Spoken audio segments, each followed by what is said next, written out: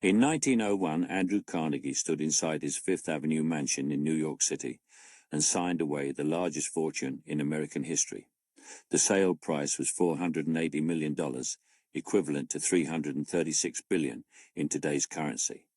With a single signature, he became richer than Jeff Bezos, Elon Musk, and Bill Gates combined. The mansion where he signed this document had cost $50 million to build, employed a permanent staff of 30, and occupied an entire city block in the most exclusive neighborhood in America. Today, you cannot visit this mansion. It no longer exists. In fact, almost nothing remains of Andrew Carnegie's physical empire. Not the mansion, not the mills, not even the company that bore his name. The man who built America's steel industry, who constructed more than 2,500 public libraries, who gave away 90% of his wealth, left behind a legacy so fragmented that historians still debate whether he was a visionary philanthropist or a ruthless industrial tyrant. What is certain is this: the path from the steel mills of Pittsburgh to the marble halls of Manhattan was paved with human cost, and the mansion itself, despite its grandeur, could not provide what Carnegie sought most desperately in his final years. This is the story of that mansion and the empire that built it. We begin, not in the elegant drawing rooms of Fifth Avenue, but 30 miles away in the town of Homestead, Pennsylvania, where 3,800 men worked 12-hour shifts in conditions so dangerous that injury was considered routine and death was merely unfortunate. These men produced the steel that would build America's skyscrapers, bridges, and railroads. They also produced the fortune that would allow Andrew Carnegie to construct one of the most expensive private residences ever built in the United States. But the connection between Homestead's factory floor and Carnegie's mansion was more than financial. It was psychological. The same man who designed systems to extract maximum productivity from exhausted workers also designed a home meant to project cultural refinement and moral authority. The same man who suppressed the Homestead Strike of 1892, an event that left 10 men dead, would later write essays on the moral obligations of wealth and the importance of philanthropy. The mansion on Fifth Avenue was meant to be Carnegie's crown jewel, the physical manifestation of his transformation from Scottish immigrant to American titan. Instead, it became a monument to contradictions he never resolved, and within 25 years of his death, it would be demolished, erased from the Manhattan skyline, as completely as if it had never existed. Over the next hour, we will trace the complete arc of this story. We will descend into the Homestead Steel Works to understand how the fortune was made. We will walk through every significant room of the Fifth Avenue mansion to understand how that fortune was displayed. We will examine the Homestead Strike and its aftermath to understand the human cost that made this grandeur possible. And we will follow the mansion's final years to understand why, despite Carnegie's wealth and intentions, neither the building nor the legacy could survive intact. This is not simply a story about architecture or wealth.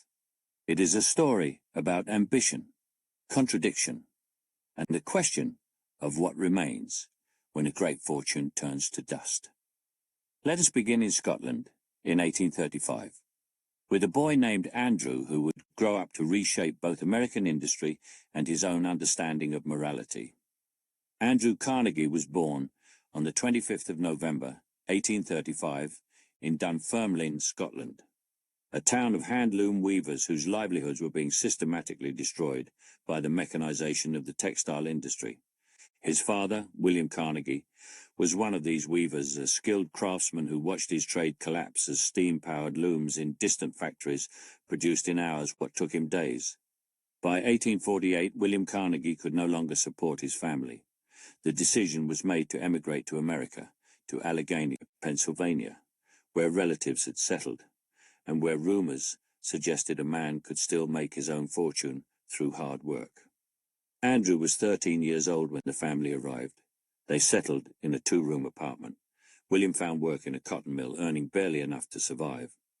Andrew's mother, Margaret, took in laundry and mended clothes to supplement the family income. Andrew himself was sent to work as a bobbin boy in the same cotton mill where his father worked, changing spools of thread for 12 hours a day, 6 days a week, for $1.20 per week. He was, by every measure, at the absolute bottom of American industrial society. What distinguished Andrew Carnegie from the thousands of other immigrant children working in similar conditions was not exceptional talent or education. He had attended school for only 4 years in Scotland, but rather an acute awareness of how power operated in the industrial world and a willingness to do whatever was necessary to rise within it. At 14, he moved to a position as a telegraph messenger boy at the Pittsburgh Telegraph Office. At 17, he had taught himself to transcribe messages by sound and became one of the first telegraph operators in America capable of this skill. At 18, he attracted the attention of Thomas Scott, superintendent of the Pennsylvania Railroad's Western Division, who hired him as a personal secretary and telegraph operator. Thomas Scott became Carnegie's true education. Through Scott, Carnegie learned how railroads operated, how capital was raised, how political influence was purchased, how competitors were crushed. Most importantly, Scott taught Carnegie the art of strategic investment, how to leverage small amounts of capital into larger returns by investing in businesses that served the railroad's needs. In 1856, when Carnegie was just 21 years old, Scott gave him insider information about a new sleeping car company called Woodruff Sleeping Car Company. Carnegie borrowed $500, more than a year's salary, and purchased shares. Within 2 years, those shares were paying him dividends of $5,000 annually. It was Carnegie's first experience of how money, properly deployed, could generate more money without physical labor. By 1865, Carnegie had accumulated enough capital and knowledge to resign from the Pennsylvania Railroad and pursue his own ventures full-time. He was 30 years old. His net income that year was $50,000, 100 times what his father had earned in his best year as a weaver. Carnegie invested heavily in iron manufacturing, bridge building, and locomotive construction. But he understood something his competitors did not. The future of American industry would be determined not by iron, but by steel.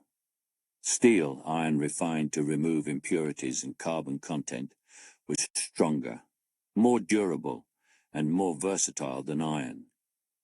But in 1865, steel production was extraordinarily expensive and labor-intensive, requiring skilled workers using traditional methods that could produce only small quantities.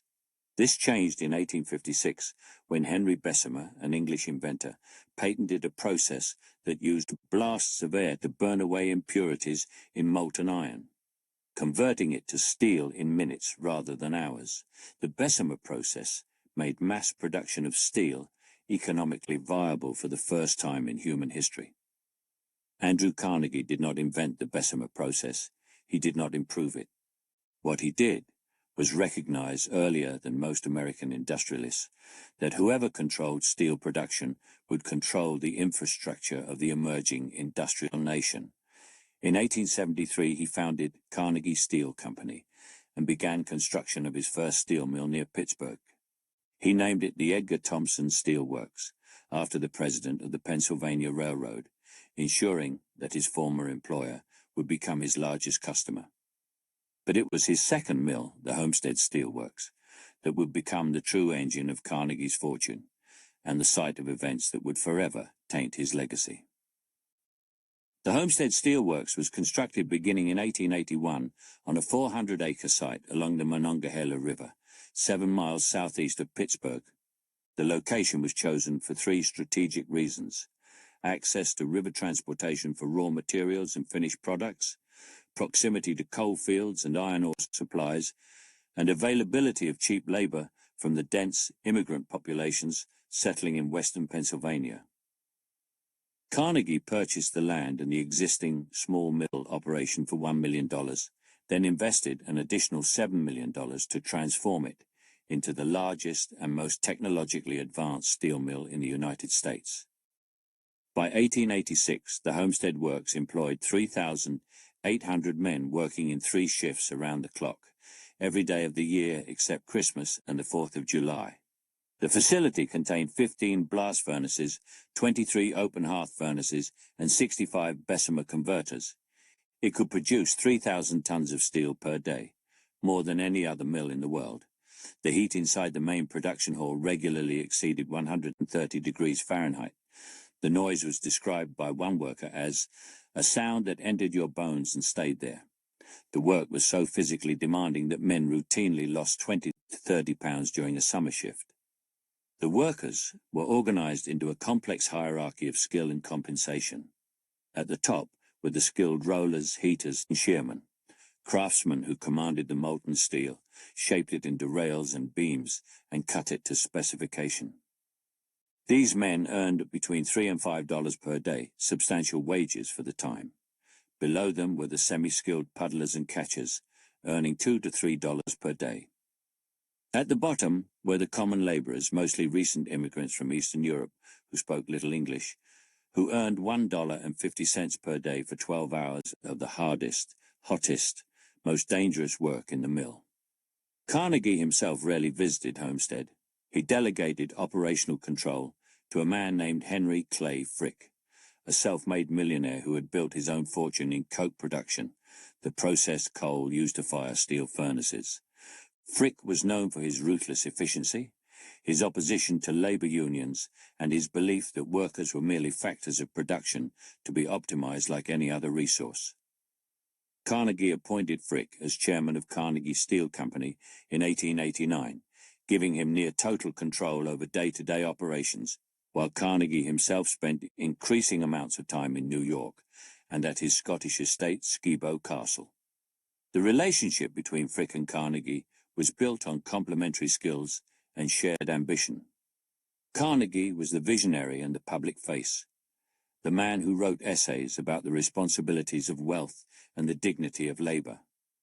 Frick was the enforcer, the man who ensured that Carnegie's mills remained profitable by keeping labor costs as low as possible and productivity as high as the human body could endure.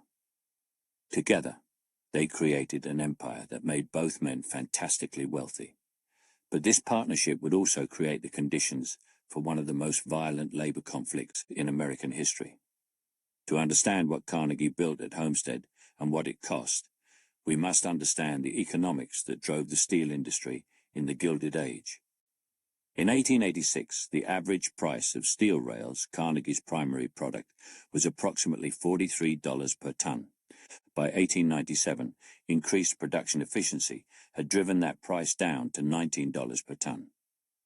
Carnegie achieved this cost reduction through three methods: technological innovation, which reduced labor requirements per ton produced; vertical integration, which eliminated middlemen by controlling everything from iron ore mines to transportation networks; and labor suppression, which kept wages as low as possible even as productivity increased.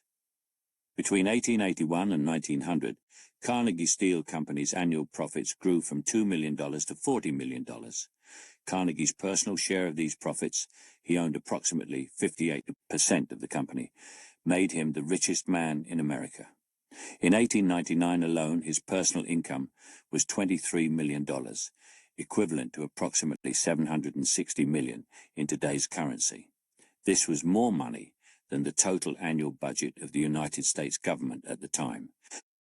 It is impossible to separate this wealth from the conditions at Homestead. While Carnegie's personal fortune multiplied, the real wages of Homestead workers, their purchasing power, actually declined by approximately 12% between 1880 and 1900.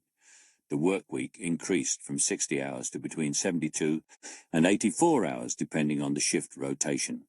Workplace fatalities, which were not systematically recorded, were estimated at 30 to 40 deaths per year at Homestead alone. Injuries were far more common: crushed limbs, burns, respiratory damage from inhaling steel dust and chemical fumes. Carnegie was aware of these conditions. His correspondence includes letters discussing workplace accidents, worker complaints, and the need to maintain discipline in the mills. But he maintained a philosophical distance from operational realities. In his writings, he argued that industrial capitalism was a natural evolutionary process, that competition demanded efficiency. and that the accumulation of great fortunes in the hands of capable men ultimately benefited society through philanthropy and investment. The mansion on Fifth Avenue, which we will explore in detail shortly, was meant to be the physical embodiment of this philosophy, proof that industrial wealth could be transformed into cultural refinement and civic virtue. But first came the Homestead Strike of 1892, the event that would forever link Carnegie's name with industrial violence and reveal the contradictions at the heart of his empire. In 1892, the contract between Carnegie Steel and the Amalgamated Association of Iron and Steel Workers, the Skilled Workers Union, was set to expire. Henry Clay Frick, acting with Carnegie's approval, proposed a new contract that would reduce wages by approximately 22% for most skilled workers and would eliminate union representation entirely for many positions. The union rejected this proposal. On the 29th of June, 1892, Frick announced that the Homestead Works would henceforth operate as a non-union shop. He locked out the union workers and began constructing a 3-mile fence around the entire facility, topped with barbed wire and equipped with searchlights and platforms for armed guards. Workers nicknamed it Fort Frick. Frick then contacted the Pinkerton National Detective Agency and hired 300 private security agents to protect the facility and allow non-union replacement workers to enter. On the 6th of July at 4 o'clock in the morning, the Pinkerton agents approached the homestead on 2 barges towed up the Monongahela River. They were met by thousands of workers and their families who had been warned of their arrival. What happened next is documented in court records, newspaper accounts and testimonies from both sides. The Pinkerton agents attempted to disembark from the barges. The workers positioned on the riverbank refused to allow them to land. Someone fired a shot. It remains unclear which side fired first. Then both sides began shooting. The battle continued for 14 hours. 3 Pinkerton agents were killed, 7 workers were killed, more than 60 people were wounded. By early evening, the Pinkerton agents surrendered and were marched through the town of Homestead, where they were beaten by crowds of workers and townspeople before being escorted to safety by local authorities. The Homestead Strike continued for 4 more months. The Pennsylvania State Militia occupied the town. Replacement workers were brought in under armed guard. The union was systematically broken. By November, the strike had collapsed. The surviving strikers, blacklisted from employment in the steel industry, scattered to other cities or took whatever work they could find. Frick had achieved his goal. Homestead became a non-union shop. Wages were reduced and productivity increased. Andrew Carnegie was in Scotland during the entire conflict.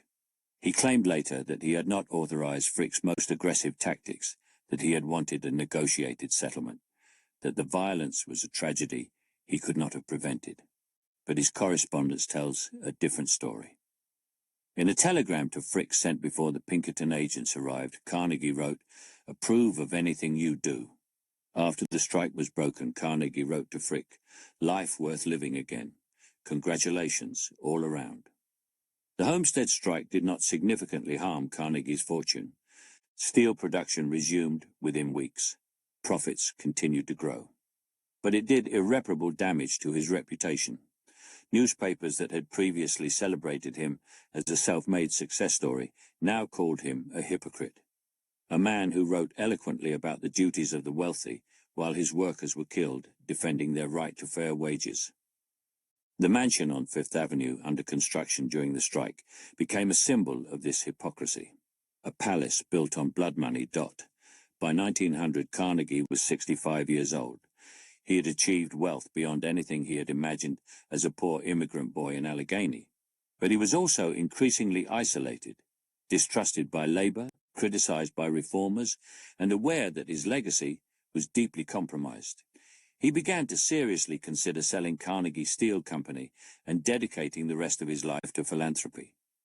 The buyer was J.P. Morgan, America's most powerful financier, who was assembling United States Steel Corporation, a massive trust that would control 60% of American steel production.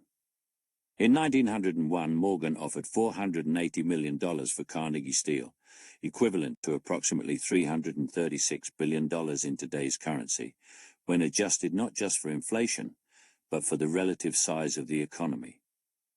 Carnegie accepted. With that sale, he became not just the richest man in America, but one of the richest men in human history.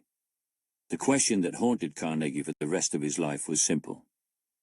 What do you do with a fortune that large? How do you justify it?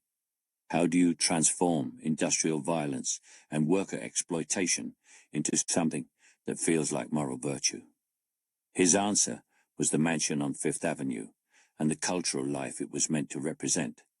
But as we will see in the next section, the mansion could not erase what had happened at Homestead. It could not reconcile the contradictions of Carnegie's life, and it could not ultimately survive. The land Andrew Carnegie chose for his Manhattan residence occupied the entire block front on Fifth Avenue between 90th and 91st Streets, a location that in 1890 was considered almost suburban, far removed from the fashionable districts clustered around Washington Square and Lower Fifth Avenue. Most of Manhattan's wealthiest families, the Astors, the Vanderbilts, the Morgans, had built their palaces between 50th and 70th Streets, creating what newspapers called Millionaire's Row. Carnegie deliberately positioned himself beyond this district, purchasing the land in 1898 for approximately $2 million, a price that reflected both the property's size and its relative remoteness from established society. Carnegie's decision to build so far north was strategic. He wanted space, not just for the mansion itself, but for extensive gardens, a distance from neighbors, and room for future expansion.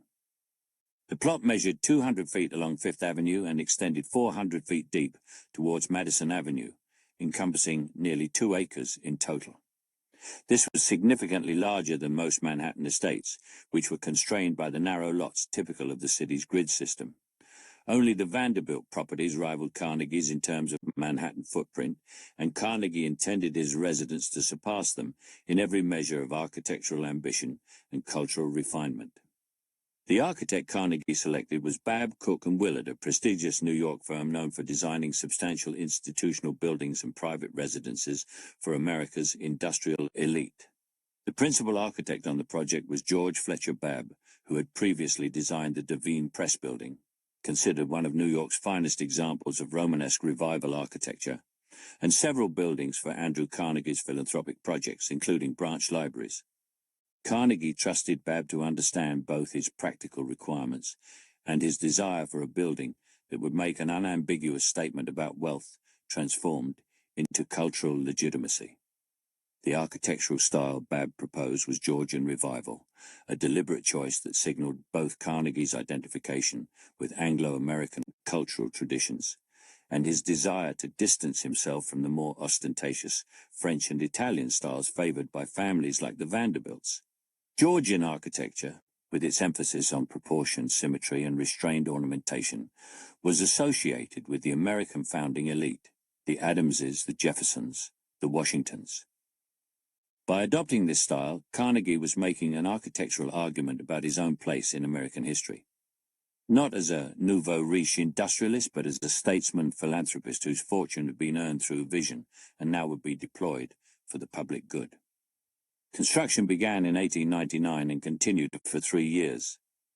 The mansion was built using brick faced with Indiana limestone, the same material used for many of New York's most prestigious buildings, including the public library Carnegie himself would fund.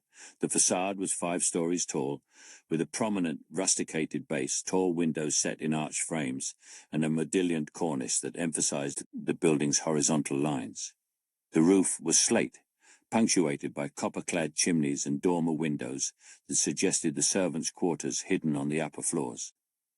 The scale of the mansion is best understood through the direct comparison. The building contained 64 rooms spread across approximately 32,000 square feet of interior space. This was smaller than the largest Vanderbilt residences. Cornelius Vanderbilt II's mansion at Fifth Avenue and 57th Street contained 130 rooms. But Carnegie's residence was never intended to compete on sheer size. Instead, the design emphasized what Carnegie considered more refined qualities: library space for his book collection, a music room with acoustics designed for chamber performances, and a gallery specifically built to house Scottish landscape paintings he had been collecting for decades. The cost of construction and furnishing has been estimated at between $7 and $10 million, equivalent to approximately $230 to $330 million today. This figure is imprecise because Carnegie never publicly disclosed the total expenditure, and private correspondence refers only to specific elements: $150,000 for imported Italian marble in the entrance hall, $80,000 for custom-designed Tiffany glass windows in the music room, $200,000 for mechanical systems, including central heating, electric lighting, and an early form of forced air ventilation. The remainder went to structural construction, interior woodwork, plastering, and thousands of details that together created the impression of wealth so complete that money itself had ceased to matter. The entrance hall established the mansion's tone immediately. Visitors passed through bronze doors, cast in Pittsburgh using Carnegie Steel alloy, into a two-story space dominated by a double staircase of Carrara marble.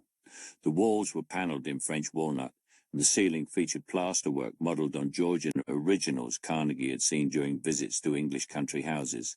The effect was meant to be simultaneously impressive and welcoming, a space that announced wealth while avoiding the intimidating grandeur of Vanderbilt ballrooms or Astor reception halls.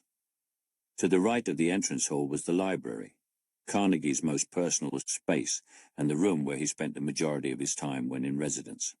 The room measured 40 feet by 30 feet, with 18-foot ceilings and walls lined floor-to-ceiling with custom-built mahogany bookcases. The collection contained approximately 15,000 volumes, focused primarily on Scottish history, philosophy, economic theory, and English literature.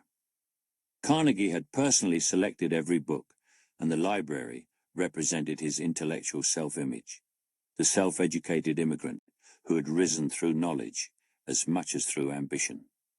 A portrait of Herbert Spencer, the philosopher whose writings on social Darwinism Carnegie used to justify industrial capitalism, hung above the fireplace. The music room, located to the left of the entrance hall, reflected Louise Carnegie's interests more than Andrew's. Louise Whitfield Carnegie, whom Andrew had married in 1887 when she was 30 and he was 51, was an accomplished pianist and a patron of classical music. The music room was designed to accommodate chamber music performances for audiences of up to 50 guests. The ceiling was coffered and equipped with sound-dampening materials to create near-perfect acoustics. The walls featured Tiffany glass panels depicting Scottish landscapes, a fusion of Louise's musical culture and Andrew's Scottish nostalgia. The formal dining room occupied the rear of the ground floor, overlooking the garden. The room seated 36 at a single table, though Carnegie rarely entertained on such a scale. More commonly, dinners were intimate gatherings of a dozen guests, writers, reformers, university presidents, and occasionally politicians whose company Carnegie cultivated for influence rather than friendship. The walls were hung with paintings Carnegie had acquired during European trips, Constable landscapes, Turner seascapes, and Scottish genre scenes by artists whose names have since been forgotten, but who were fashionable among collectors of Carnegie's generation. The second floor contained the private family quarters, Andrew and Louise's separate bedrooms and sitting rooms, a nursery for their daughter Margaret, born in 1897, and guest suites for extended visit from Carnegie's relatives and business associates. Andrew's bedroom was notably austere, a single bed and a writing desk, minimal decoration. This simplicity was deliberate, part of Carnegie's self-presentation as a man for whom wealth was a responsibility rather than a pleasure. Louise's rooms, by contrast, were furnished in the French style popular among upper-class American women: silk wallpaper, Louis XVI furniture, delicate porcelain collections. The third and fourth floors housed additional guest rooms and the primary servants' quarters. The mansion employed a permanent staff of approximately 30, a butler, a housekeeper, 3 footmen, 4 maids, 2 cooks, a scullery maid, a laundress, 3 gardeners, a coachman, and various other specialized roles, including Carnegie's personal secretary and valet. Most servants lived in small rooms on the 4th floor, access by a separate servants' staircase that allowed them to move through the house without being seen by family or guests. This architectural segregation of social classes was standard in Gilded Age mansions, but it created a physical embodiment of the distance between Carnegie's stated belief in human equality and the hierarchical reality of his household. The basement level contained the mechanical systems that made the mansion function: boilers for central heating, electric generators, cold storage rooms, wine cellars, and a laundry facility with early washing machines. Perhaps most impressive was the telephone system. Carnegie had 42 telephones installed throughout the mansion, including direct lines to his offices, to Louise's favorite shops, and to other members of New York's elite social circle. This was cutting-edge technology in 1900, when most New York residences had no telephone at all. The gardens, designed by landscape architect Samuel Parsons, Jr., extended behind the mansion and were visible from the music room, dining room, and several second-floor rooms. The design was deliberately English in style: formal lawns, carefully pruned hedges, rose gardens, and walking paths, rather than the more naturalistic landscapes favoured by Frederick Law Olmsted. Carnegie wanted his garden to evoke the Scottish estates he visited and admired, where controlled nature represented the same fusion of power and refinement that the mansion's architecture projected. In total, the mansion represented everything Carnegie believed about wealth, culture, and legacy. It was large enough to impress, but not so large as to appear vulgar. It was technologically sophisticated, but designed to appear timeless. It celebrated Scottish heritage while claiming membership in Anglo-American cultural tradition. It was a home, but also a museum, a library, a concert hall, and a statement about who Andrew Carnegie believed himself to be. But as we will see in the next section, the mansion could not fulfill its intended purpose. Despite its careful design, despite the millions spent, despite Carnegie's intentions, the building never became the cultural center he envisioned. Instead, it became something else entirely, a monument to contradictions that neither architecture nor wealth could resolve. The mansion at 2 East 91st Street opened its doors in January 1902. Andrew Carnegie was 66 years old. He had been retired from business for 10 months, and for the first time in his life, he had nothing to do but live in the palace his money had built. What did that life actually look like? Let's start with the morning. Carnegie woke at 7. Not in a grand bedroom. He preferred a modest room on the 3rd floor, 14 by 16 feet, facing the garden. No gilding, no marble. A simple brass bed. He said ornate bedrooms reminded him of coffins. His wife Louise occupied the master suite on the 2nd floor. Separate bedrooms. Standard practice among the ultra-wealthy, but Carnegie insisted it was for practical reasons. He rose early. She did not. By 7:30 he was in the library, not the grand one on the 1st floor where guests gathered, his private study, smaller, darker, lined floor to ceiling with books he'd actually read. Philosophy, history, political economy. He spent 2 hours here every morning, writing, mostly articles. He published over 40 in retirement, essays on worker rights, on peace, on the duties of wealth. The same man who'd crushed the Homestead Strike with Pinkerton bullets now wrote passionate defenses of labor unions. The contradiction was not lost on him. In one essay he wrote, "The man who dies rich dies disgraced." In another, "I resolved to stop accumulating and begin the infinitely more serious and difficult task of wise distribution." These were not private thoughts. He published them, promoted them, built his legacy on them. At 9:30 breakfast, the dining room could seat 36, but most mornings it was just Carnegie and Louise. Sometimes their daughter Margaret, born when Carnegie was 62. The meal was Scottish. Oatmeal porridge, Finn and Haddie, smoked haddock, occasionally eggs. Carnegie ate quickly, reading newspapers throughout, the New York Times, the Tribune, the Herald. He kept clippings, filed them, referenced them in his writing. After breakfast, correspondence, he received approximately 400 letters per week. Requests for money mostly, personal appeals, organizational proposals. He read every one, or claimed to. His secretary, James Bertram, handled the filtering. Only about 50 letters reached Carnegie's desk each week. The rest received form responses, polite rejections on Carnegie letterhead. The letters that did reach him fell into categories. Library requests. He funded 2,509 libraries between 1883 and 1929. Peace organizations. He donated $25 million to build the Peace Palace at The Hague. Educational institutions. He created Carnegie Mellon University with a $10 million endowment. Scientific research. The Carnegie Institution received $22 million. Each request was logged, evaluated. Most were rejected. About 15% received funding. The average grant? Approximately $50,000. That's $1.6 million in modern currency. Carnegie gave away roughly $2 million per year, $66 million today from his Fifth Avenue study, while 30 staff members maintained the mansion around him. Let's talk about those staff members. The mansion required constant operation. The household employed 30 people full-time. This was actually modest for a property of this scale. The Vanderbilt Chateau at 660 Fifth Avenue employed 42. The Astor Mansion employed 53. Carnegie prided himself on efficiency. The staff hierarchy was rigid. At the top, the butler, William Thompson. Annual salary $1,200, approximately $39,000 today.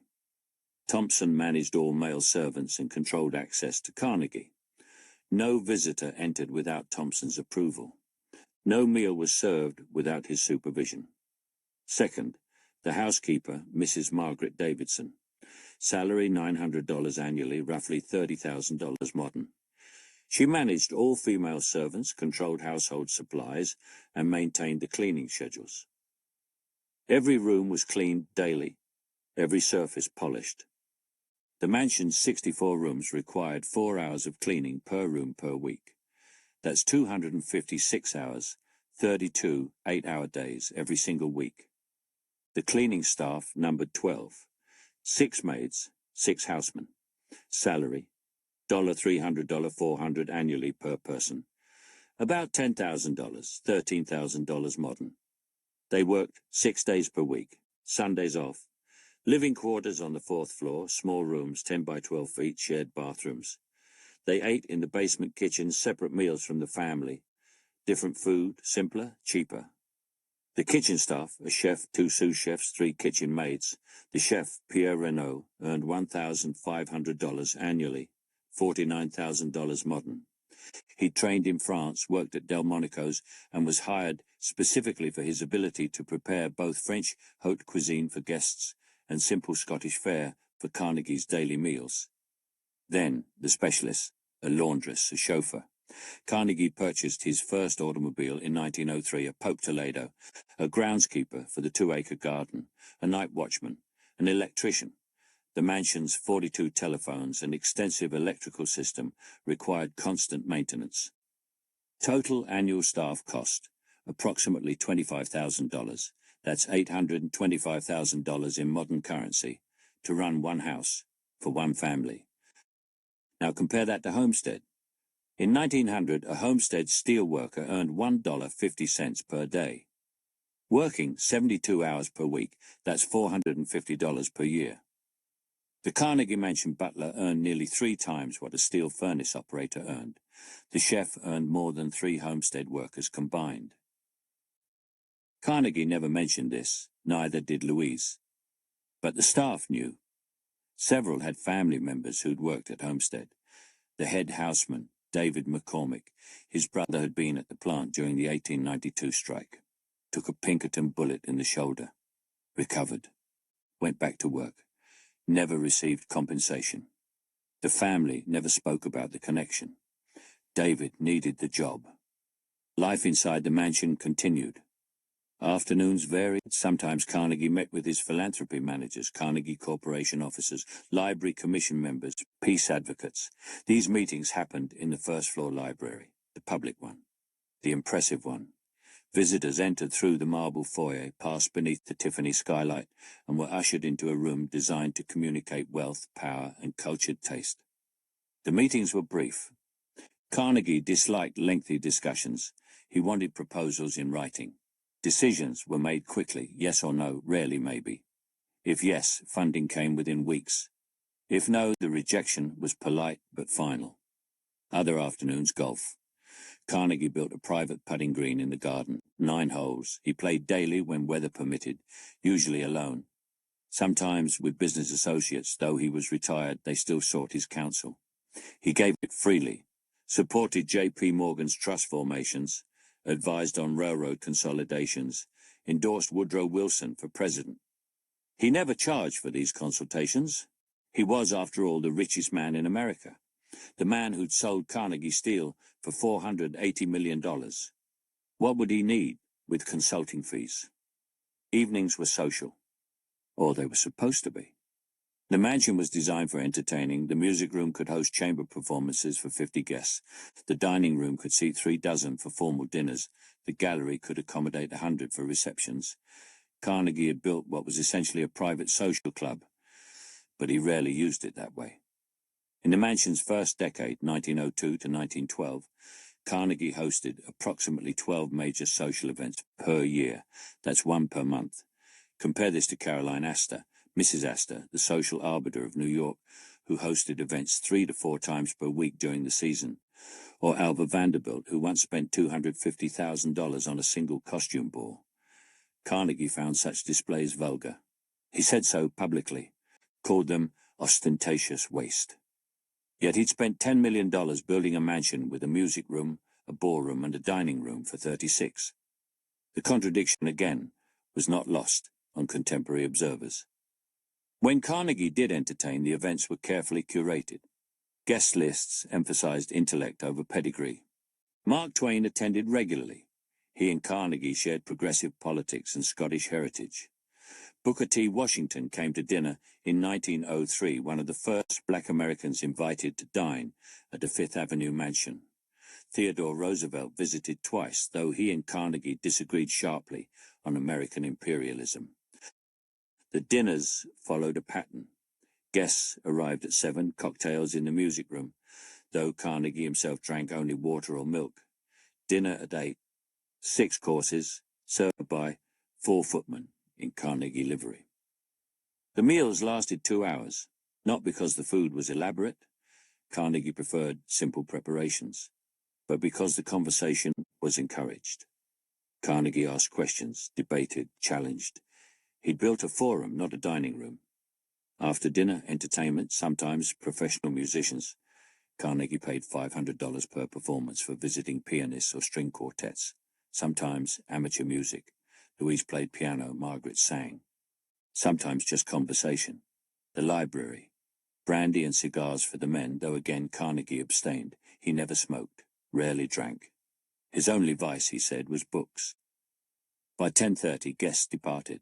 Carnegie was in bed by 11. The mansion fell silent, except for the night watchman, and the furnaces, and the electrical hum of 42 telephones waiting for morning calls.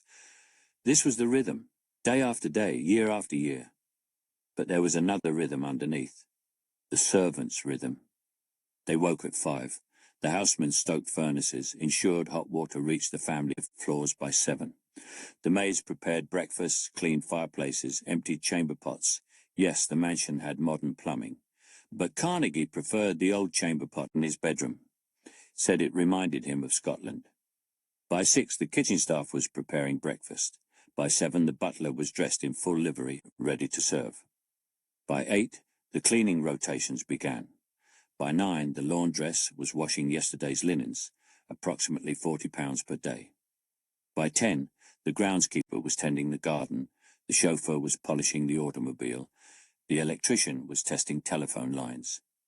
They worked until the family slept. Then they cleaned the dinner service, prepared tomorrow's supplies, checked the furnaces one last time, locked the doors.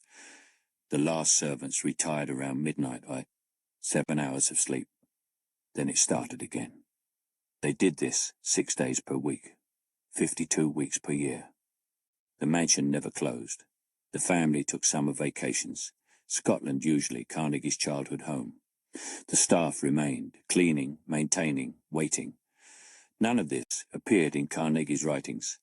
His essays spoke of the duties of wealth and the gospel of wealth and the moral obligation of the rich. He wrote passionately about worker dignity, union rights, fair wages. He funded studies on industrial working conditions. But the 30 people who maintained his mansion earned $300 to $1,500 per year, while he gave away millions to build libraries they'd never have time to visit. The contradiction lived in every room. The library filled with books about social justice, cleaned by maids earning $300 annually. The dining room where he hosted Booker T. Washington to discuss racial equality, served by footmen who entered through the servants' door and were forbidden to make eye contact. The music room where he celebrated culture and refinement, maintained by housemen whose brothers had been shot at Homestead. Carnegie seemed genuinely unaware, or perhaps he was aware and considered it unsolvable. The mansion was the system, the staff was the system, the hierarchy was the system. He could give away his fortune, but he could not dismantle the machinery that had created it. And so life continued. Carnegie in his study writing about wealth's responsibilities, Louise in the music room playing Chopin, Margaret in the nursery with her governess, Thompson the butler managing the staff, Mrs. Davidson the housekeeper maintaining the cleaning schedules, the maids scrubbing marble, the housemen stoking furnaces. The mansion operated with mechanical precision, a fortune built on steel, maintaining a house built on the same principle, efficiency, hierarchy, and the invisible labor of those who kept the machinery running. By 1910, Carnegie was 75. The mansion had been his primary residence for 8 years. He'd given away approximately $180 million, roughly half his fortune. He'd funded 1,700 libraries, endowed 5 universities, created the Carnegie Foundation, built the Peace Palace. And every morning, he woke in his modest third-floor bedroom, descended to his private study, and wrote essays about how the rich should live. The maids cleaned around him, the mansion hummed, the system continued. This was life inside 2 East 91st Street. This was what $10 million bought. This was what $480 million from steelworkers' labor maintained. And soon, it would all be gone. Andrew Carnegie died on August 11, 1919. He was 83 years old. The cause was bronchial pneumonia. He died at Shadowbrook, his summer estate in Massachusetts, not at the Fifth Avenue mansion. He hadn't spent a full winter in New York since 1914. The mansion had become too much, too large, too cold, too silent. His final years were marked by failure. Not financial failure. He still had tens of millions, but moral failure. The failure of his grand vision. He had founded the Carnegie Endowment for International Peace in 1910 with a $10 million donation. Its mission, to hasten the abolition of international war. 4 years later, World War I began. 16 million people died. Carnegie watched his life's defining project collapse into irrelevance. He withdrew from public life, stopped writing, stopped giving speeches. The man who'd published 40 essays in retirement went silent. When he died, his estate was valued at $23 million, roughly $350 million in modern currency. He'd started with $480 million in 1901. He'd given away approximately $350 million over 18 years. What remained went to his wife Louise and his daughter Margaret. The mansion passed to Louise. She was 62 years old. She had lived there for 17 years. It was her home. But it was a home built for entertaining, and she had no interest in entertaining. Carnegie had been the social force. She had been the accompaniment. Now she was alone in 64 rooms with 30 servants she could barely afford. The financial situation was this. Carnegie had left Louise approximately $8 million in liquid assets, about $125 million modern. That sounds like wealth. It was wealth. But maintaining the mansion cost $50,000 annually, $780,000 today. At that burn rate, the money would last 160 years. But that assumed no additional expenses, no repairs, no inflation, no economic disruption.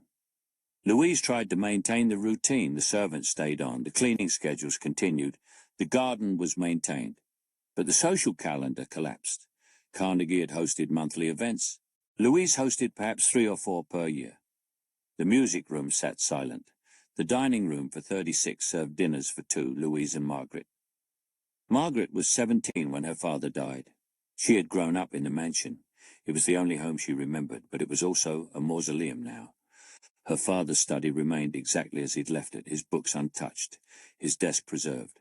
Louise couldn't bring herself to change it. The room became a shrine. Margaret began spending more time away. She attended finishing schools, traveled to Europe. By 1922, she was in her 20s and engaged to Roswell Miller Jr., the son of a railroad president. The wedding was held at the mansion in April 1922. It was the last major social event the house would see.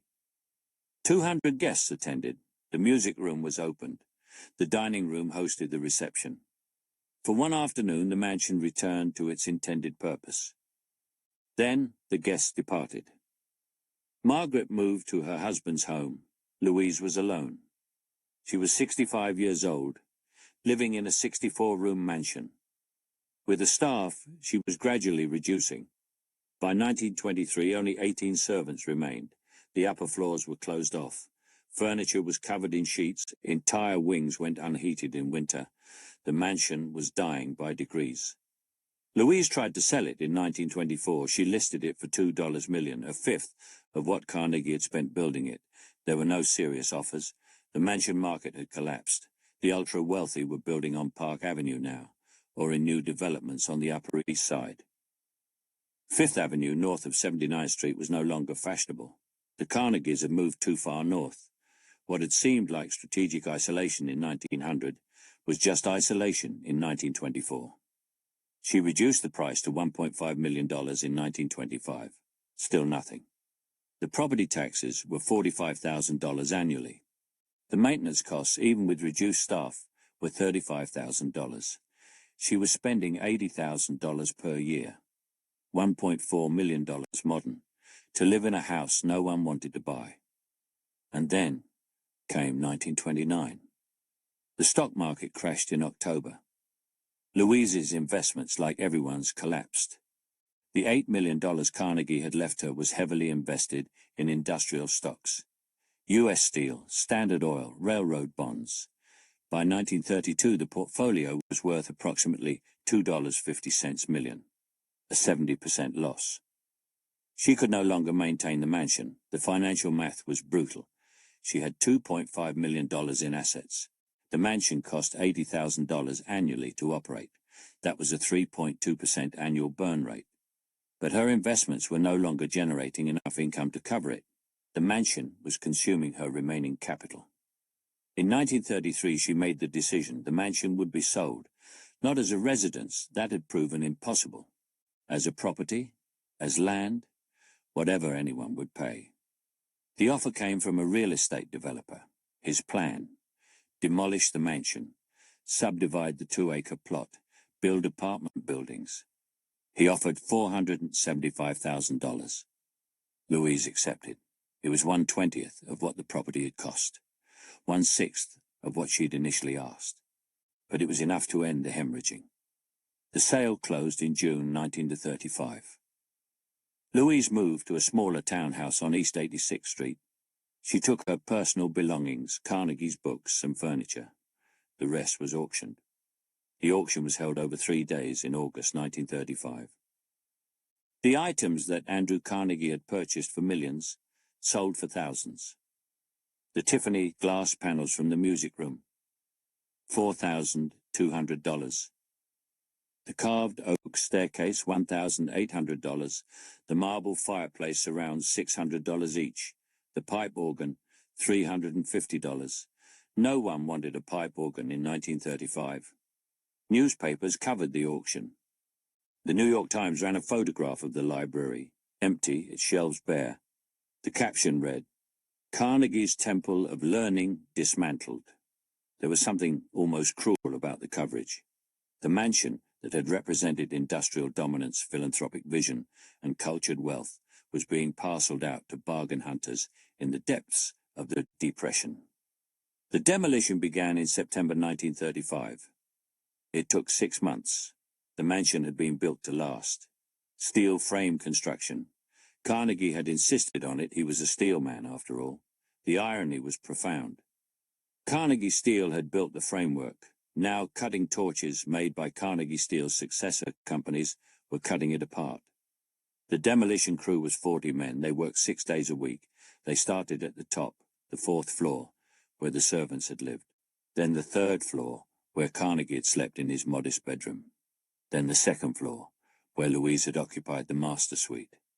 Then the 1st floor, where the library and music room and dining room had hosted the intellectual elite of America. The marble was salvaged. The oak paneling was salvaged. The Tiffany glass had already been sold.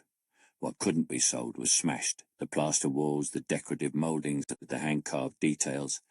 40 men with sledgehammers reducing a $10 million palace to rubble. By March 1936, it was gone, completely. The 2-acre plot was empty, bare earth where a mansion had stood. The developer built 5 apartment buildings on the site. They opened in 1938. Each building was 6 stories, plain red brick, no marble, no Tiffany glass, no carved oak. Working-class housing, monthly rents, $45, $75 per apartment, about $1,000, $1,500 today. The people who moved in had no idea what had stood there before. A few older residents remembered. Some had walked past the mansion in its glory days. But most of the new tenants were young families, immigrants, workers. The very class that had built Carnegie's fortune now lived on the plot where he'd displayed it. There was no memorial, no plaque, no historical marker. The mansion simply ceased to exist. 2 East 91st Street became 5 separate addresses. The garden where Carnegie had played golf became a shared courtyard. The music room where chamber quartets had performed became 12 one-bedroom apartments. Louise Carnegie lived another 11 years. She died in 1946, age 89, in her East 86th Street townhouse. Her estate was valued at $1.8 million, $28 million modern. She had outlived her husband by 27 years. She had watched the mansion be built, lived in it for 33 years, and watched it be destroyed. Margaret, their daughter, inherited what remained. She had married twice. The first marriage to Roswell Miller ended in divorce in 1928. She remarried in 1930. She died in 1990, age 88. She gave generously to charities, continuing her father's philanthropic tradition. But she never spoke publicly about the mansion, never gave interviews about growing up there, never wrote memoirs. When she died, reporters researched her background. They discovered she was Carnegie's daughter. They looked for the mansion in records. They found the address, 2 East 91st Street. They went to visit. They found apartment buildings, red brick, built 1938. The superintendent told them he'd heard rumors about a mansion, but he'd worked there 15 years and never seen evidence of it. No foundation, no remnants, nothing. That's when researchers started digging through archives, building permits, demolition records, the 1935 auction catalogue, photographs. Surprisingly few. Carnegie had not been fond of photographers. The mansion had been one of the least documented grand houses of the Gilded Age. What they found was this. Andrew Carnegie had built one of the largest private residences in New York City. He'd spent $10 million, roughly $330 million modern. He'd employed 30 servants. He'd hosted presidents and writers and reformers. He'd written his most famous essays in its library. And within 33 years of opening, it had been completely erased. Compare this to the Vanderbilt mansions, the Breakers in Newport, still standing, tourist attraction. The Biltmore Estate in North Carolina, still standing, 1.4 million visitors annually. Even 665th Avenue, the Vanderbilt Chateau, demolished in 1927, left remnants. The gates were preserved, the sculptures salvaged, the legacy documented. Carnegie's mansion left nothing. The Tiffany glass panels, their current location is unknown. The carved oak staircase, unknown. The pipe organ sold for $350, unknown. Even the mansion's architectural plans were lost. The firm that designed it, Babb, Cook and Willard, dissolved in 1915. Their archives were dispersed. No complete set of blueprints survives. Why? Why did Carnegie's palace vanish when others endured? The answer is simple, and it was there from the beginning. Carnegie built the mansion in the wrong place, at the wrong time, for the wrong reasons. Wrong place. Fifth Avenue north of 79th Street never became the permanent center of New York wealth. That shifted to Park Avenue in the 1920s. The Carnegie Mansion was stranded. Wrong time. Built in 1902, demolished in 1935. 33 years. The Gilded Age mansions that survived were either built earlier and became landmarks before the Depression, or built later and avoided the 1929 crash impact. Wrong reasons. Carnegie built the mansion to house his philanthropic work and intellectual gatherings. When he died, that purpose died with him. Louise had no interest in hosting. Margaret had no attachment. The mansion was a tool for Carnegie's vision, and when he was gone, the tool had no function. But there's a deeper reason. Carnegie had made his fortune by crushing workers. The Homestead Strike, the wage suppression, the dangerous conditions. 10 men dead in 1892. 30 to 40 dead every year in the steel mills. The mansion was built on that foundation. And when the economy collapsed in 1929, when the working class lost everything, no one mourned the mansion's destruction. No one fought to preserve it. The preservation societies that saved the Vanderbilt houses and the Astor properties didn't raise funds for Carnegie's palace, because everyone remembered Homestead. Everyone knew where the money came from. And in 1935, with unemployment at 25%, with bread lines stretching around blocks, with working families losing their homes, no one wanted to preserve a monument to industrial violence. So it was demolished, erased, replaced with housing for the descendants of the workers who'd built Carnegie's fortune. The mansion is gone. The garden is gone. The library is gone. Even the photographs are rare. All that remains is the story, and the question that story demands we answer. What does it mean to die rich when everything you built disappears? Today, if you want to see what Andrew Carnegie built, you cannot visit 2 East 91st Street. There's nothing there. Just apartment buildings, red brick, built 1938, rent still affordable. Working families, exactly the people Carnegie claimed to champion in his essays. But you can visit a Carnegie library. There are 2,509 of them, scattered across 6 countries, from Pittsburgh to Fiji, from Scotland to New Zealand, small towns mostly. Places that couldn't afford their own libraries before Carnegie funded them. They're still standing, still operating, still serving their original purpose. Carnegie spent approximately $56 million building those libraries between 1883 and 1929. That's $1.8 billion in modern currency. He spent $10 million building the mansion. The library survived. The mansion didn't. Here's the irony. Carnegie built the libraries to be used by working people. He built the mansion to house himself. The things he built for others endured. The thing he built for himself vanished within a generation. There's a deeper irony. The Homestead workers, the men who died in the strike, who worked 12-hour shifts in 130-degree heat, who built the fortune that built the mansion. Their descendants can visit Carnegie libraries today. Free admission, free books, free access to knowledge. Carnegie called this the gospel of wealth, the idea that the rich should give back to benefit the masses. But those same descendants cannot visit the mansion, because it no longer exists. Because when the economy collapsed and the working class lost everything, nobody thought a steel baron's palace was worth preserving.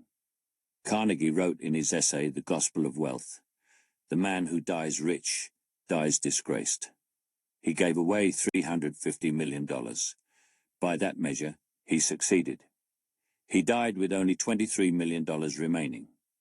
But he also wrote, surplus wealth is a sacred trust which its possessor is bound to administer in his lifetime for the good of the community. The mansion was not administered for the good of the community. It was administered for Andrew Carnegie, and when he died, it had no purpose. So it was erased.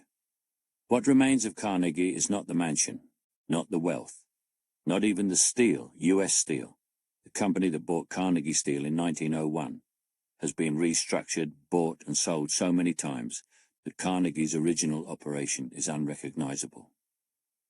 What remains are the institutions: Carnegie Mellon University, the Carnegie Endowment for International Peace, the Carnegie Institution for Science, the Carnegie Corporation of New York, and 2,509 libraries.